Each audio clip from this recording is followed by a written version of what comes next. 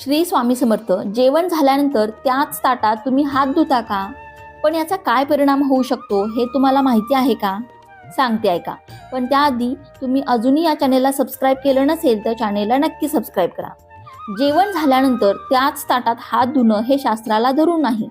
शास्त्रानुसार अशा चुकीच्या सवयीमुळे दारिद्र्य येऊ शकतं. कारण अन्नातून आपल्या शरीराला ऊर्जा मिळते. त्या अर्थी अन्न हे शक्तीचं रूप आहे.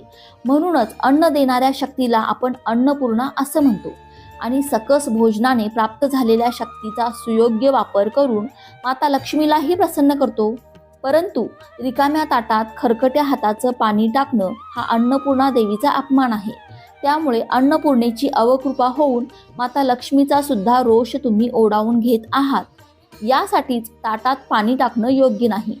म्हणूनच जेवण झाल्यानंतर इथून पुढे चुकूनही त्याच ताटात हात धुवू नका.